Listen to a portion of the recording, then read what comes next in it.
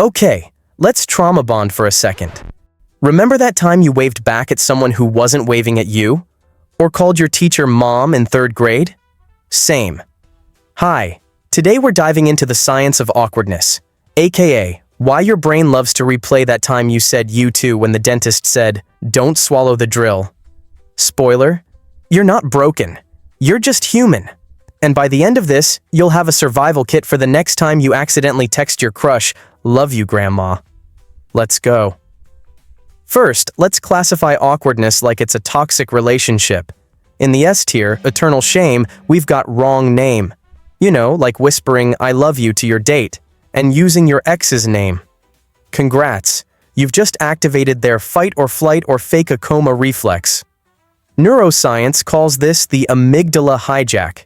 Your brain's panic button floods you with cortisol, and suddenly you're sweating like you just ran a marathon in a snowsuit. Then there's fart in silence. The laws of physics collapse. Time slows. Suddenly, everyone's a Shakespearean actor pretending they're fascinated by the wall texture.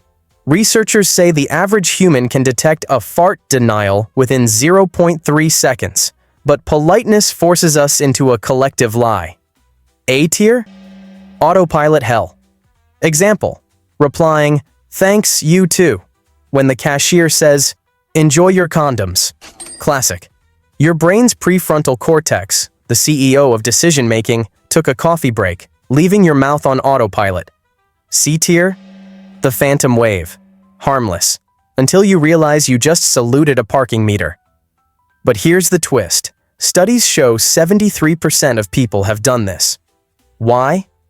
Mirror neurons. We're wired to mimic others, so when someone else waves, your brain goes, "Copy that," even if they're waving at a pigeon. And let's not forget the accidental confession. You know, when you meant to say, "I'll check my calendar," but instead blurted, "I'd die for you." Thanks, brain. Why do these moments stick like glitter? Science says your amygdala files them under "do not open," unless you want to scream into a pillow at 2 a.m. But why? Let's talk roaches. Here's the deal. Awkward moments are like cockroaches. For everyone you see, there are 1,000 hiding in your mental walls. I call this the Cockroach Theory. Back in caveman times, social rejection meant getting voted off the tribe and becoming a saber-tooth snack. So your brain evolved to obsess over embarrassment. Did I grunt weird at Ugg? Does Ugg hate me now? Will Ugg tell the other Uggs? Fast forward to today, and your brain still treats awkwardness like a life-or-death crisis. But here's the kicker. Studies show we wildly overestimate how much others remember our flubs. It's called the spotlight effect. Your brain's a drama queen convinced everyone's watching. Meanwhile, Karen from accounting is too busy replaying her 2016 karaoke rendition of Wrecking Ball to care about your Zoom mic mishap. Psychologists call this the illusion of transparency. We think people notice our internal chaos, but they're usually oblivious. Your hippocampus stores cringe in 4K Ultra HD, while good memories get the 2007 flip phone treatment. Why? Negativity bias. Evolution prioritized remembering threats, like accidentally calling your boss "babe," so you'd avoid them in the future. But in 2025, it just means you'll relive that moment every time you see a Starbucks cup. Thanks, evolution. Time to upgrade your survival skills. Let's play Pick Your Escape Route. Option 1. Fake a sneeze. Accidentally insult someone? You look achoo. Amazing. Classic. Why it works. Distraction. A sneeze triggers a social reset. It gives everyone permission to pretend the awkwardness never happened. Pro tip. Add a dramatic stumble for bonus points. Option 2. Embrace the chaos. Own it. Yep, I just called you dad. Want a juice box? Humor disarms embarrassment.